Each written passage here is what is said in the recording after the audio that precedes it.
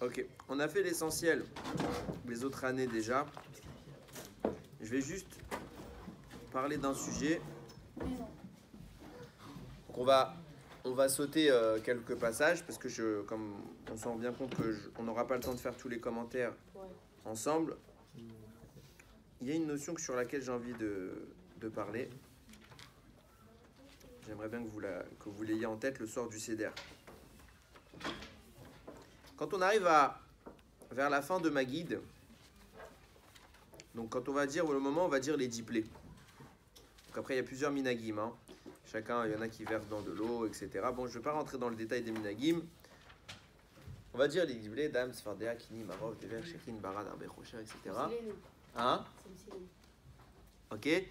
Et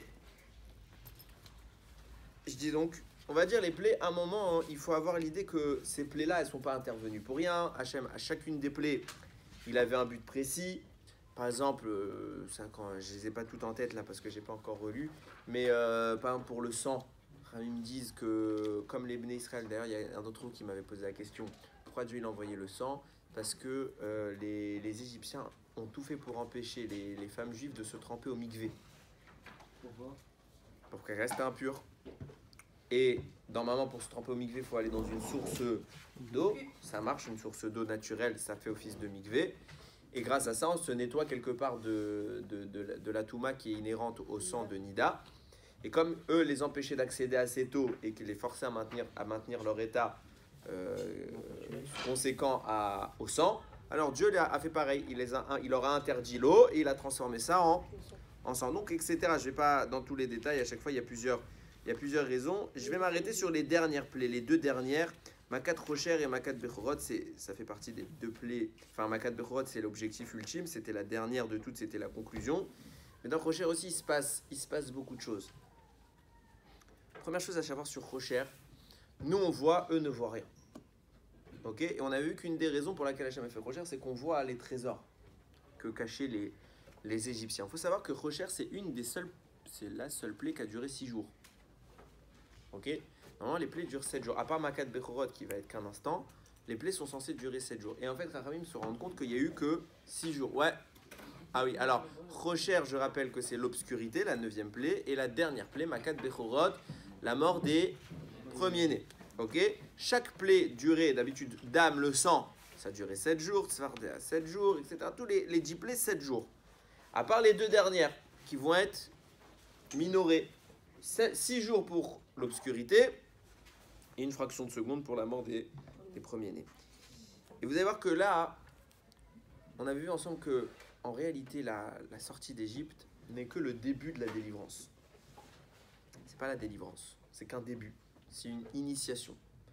C'est... Pour vous donner un exemple, je vais vous montrer qu'on va, dans cette soirée-là de Pessah, on a un avant-goût. C'est juste un avant-goût. Et l'objectif, ce sera Bezrat Hashem, la venue du Mashiach. Alors, on va voir cet avant-goût ensemble. Recherche, je vous disais, nous on voit, eux ils voient rien. Un des objectifs, récupérer les trésors. Déjà, c'est toujours intéressant de se rendre compte que la Torah, qui quelque part n'est pas trop fan de la luxure, etc., c'est pas le message évoqué dans la Torah, même si c'est pas interdit. Hein. Mais c'est pas le message évoqué de la Torah. On n'écrit pas un livre de Torah pour te dire ouais, ce serait bien que vous soyez tous riches. C'est pas du tout l'objectif d'Akadosh Baruch Hu.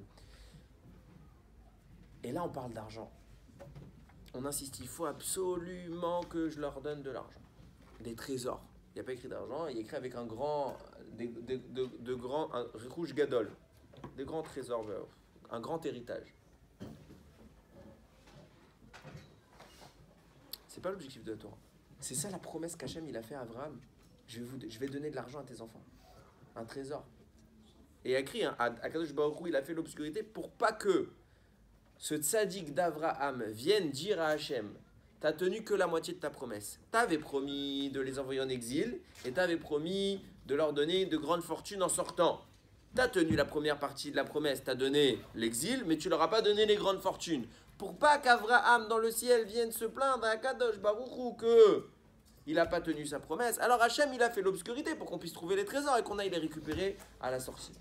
À ce point-là, c'est hyper important qu'il faut absolument qu'on ait des trésors. Qu'est-ce qui se passe? Abraham, c'est pas du tout du tout sa priorité dans la vie. Est-ce qu'on voit qu'Avram, il courait après les trésors?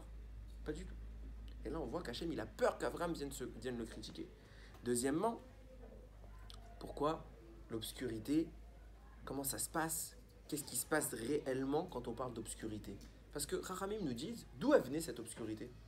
Il y a deux avis. Un qui te dit, ça venait de l'obscurité d'en bas. Un qui te dit, ça venait de la lumière d'en haut. La lumière d'en haut. Attends, si j'ai de la lumière, je vois. Ah, pourquoi on ne voit pas? Parce qu'il y a les aveuglés. Chachamim m'explique, la lumière d'en haut est tellement grande qu'on ne peut pas, il faut être en mesure de la saisir. Il faut être en mesure de la capter. Et en réalité, il y a un commentateur qui s'appelle le Char, qui explique qu'en réalité, c'est les deux avis.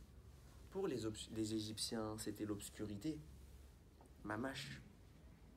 Pour les Bénis Israël, c'était la lumière. D'où venaient ces deux-là?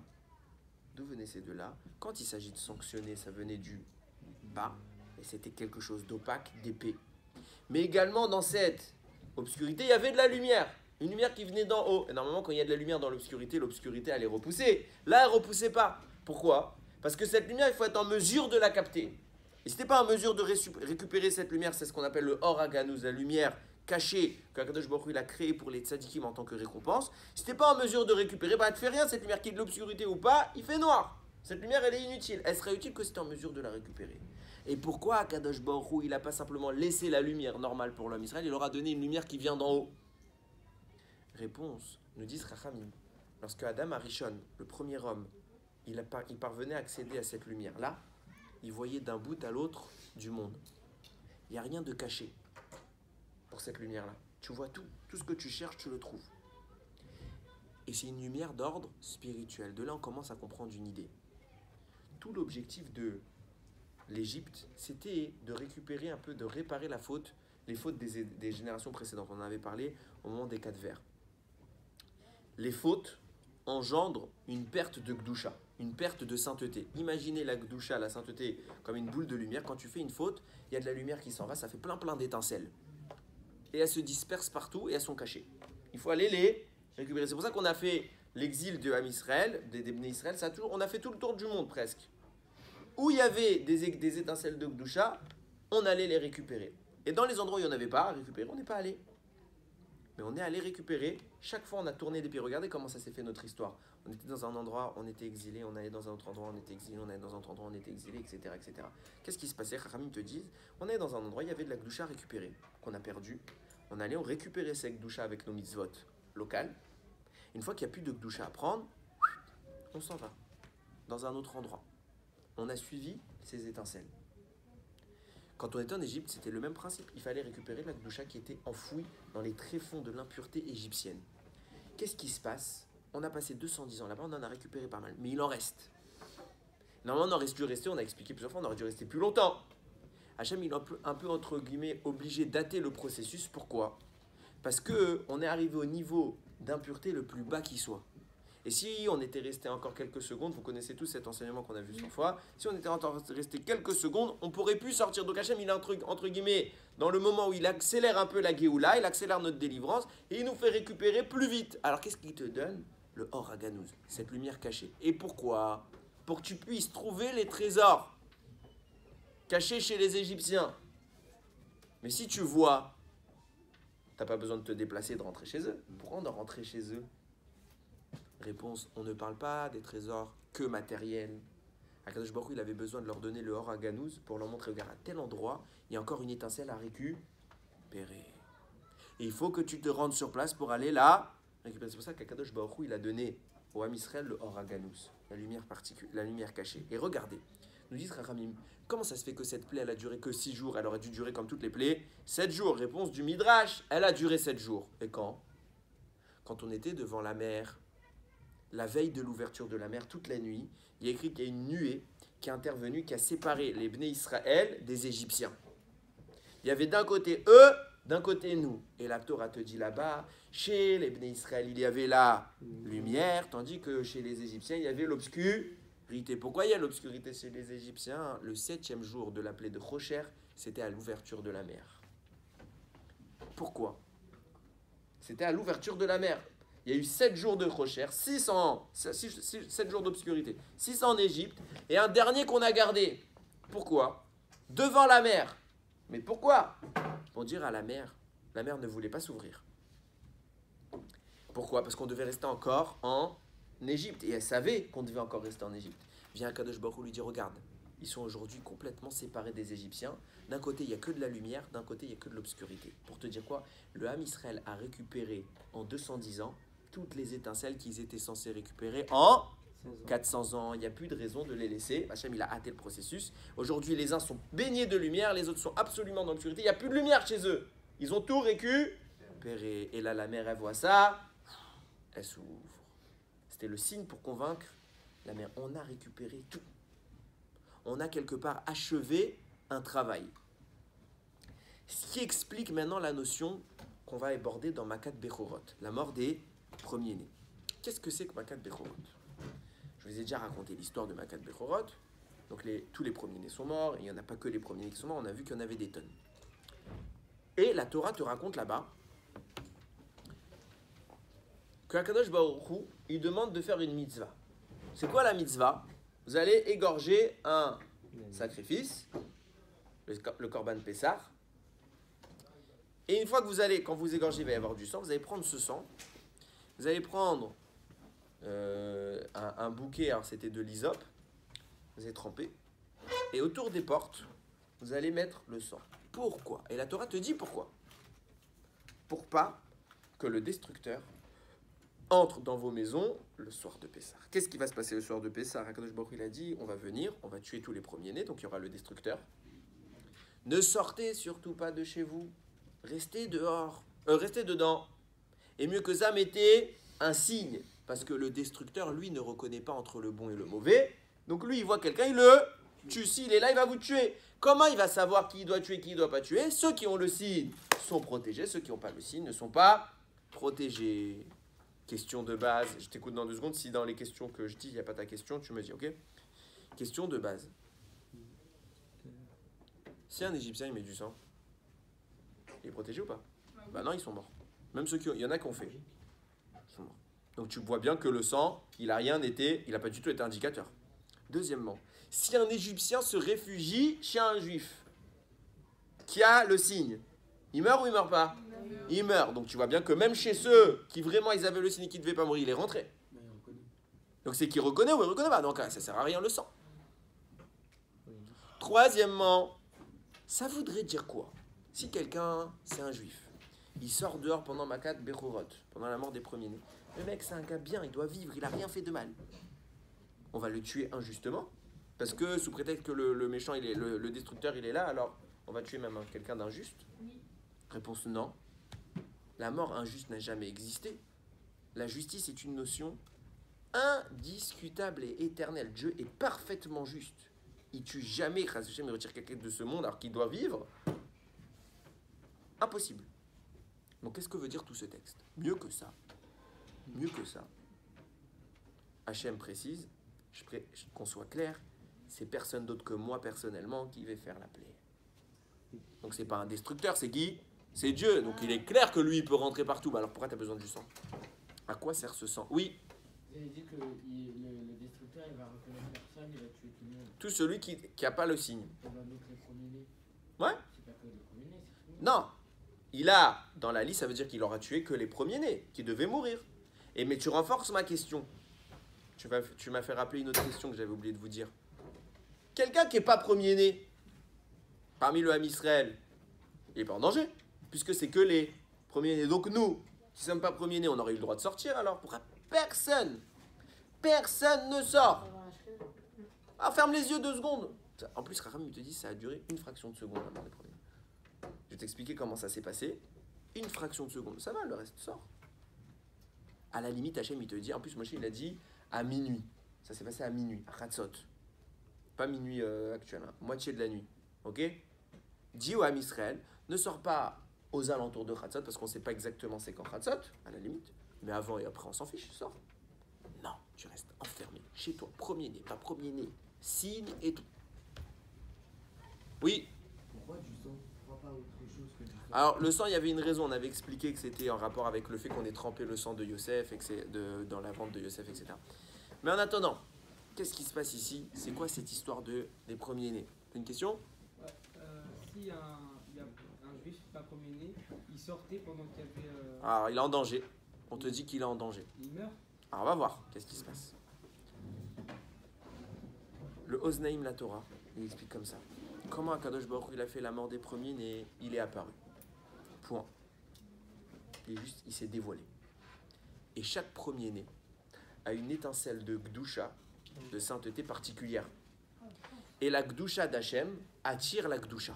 Donc s'il y a de la Gdusha, hélas, pire, tous les premiers Hachem est apparu, il s'est dévoilé, tous les premiers-nés sont morts. Maintenant, il y a un problème pour le Ham Israël, c'est que tout le Ham Israël, tous les Bnei Israël ont cette étincelle de Gdusha. Donc tout le Ham Israël est en danger, pas que les premiers-nés. Parce que de la manière dont Dieu va tuer les premiers-nés, c'est son dévoilement, ça met le Ham Israël en danger. Akadosh Baruch Hu va dire, restez dans vos maisons. Ne sortez surtout pas parce que vous êtes en danger. Même vous pourriez mourir. Mais c'est pas tout. Akadosh Baruch Hu veut une plaie indiscutable. Ça veut dire quoi? S'il y avait eu ne serait-ce qu'un mort chez le Ham Israël, alors ils auraient dit quoi les Égyptiens? T'as vu? Il y a des morts aussi chez les Juifs. Et donc la plaie ne s'est pas attaquée qu'à nous, mais aussi attaquée à eux. Maintenant on a un problème. Quelqu'un que ce soir, c'est ce soir qui doit mourir. Qu'est-ce qui se passe? Eh bien il doit mourir. Akadosh Baruch Hu, il a dit, pendant une soirée, je vous rends immortel. Ah, comment tu fais ça? Le Satan, c'est le destructeur. Et le Satan, quand il a sa liste, il a sa liste. Tu fais partie de la liste, tu dois mourir. Et il ne distingue pas entre le juif, le pas juif, le tzaddik, le rachat. Rien. Il te voit, il te tue. Kadosh Baruch Hu te dit, pour le Satan, vous mettrez un signe. Pourquoi? Moi, j'ai pas besoin. Moi, je rentre chez les Égyptiens, je sais ce que je fais. Hachem, il fait ce qu'il veut. Mais lui, de la façon dont je l'ai créé, il ne saura pas ne pas vous tuer. C'est pour ça que je lui dis, quand tu verras qu'il y a le signe sur les portes, tu n'entres pas. Les Égyptiens, c'est Hachem qui s'est chargé de... Et pourquoi nous, il fallait qu'on reste absolument dedans, petit un peu, pendant une fraction de seconde où Hachem s'est dévoilé. Mais tout le reste de la nuit, il peut se passer quoi? Imagine qu'il y a Réhouven, c'est ce soir qu'il doit mourir. Akadosh Baruch Hu a dit, bah tu sais quoi, ce soir Réhouven, il meurt pas.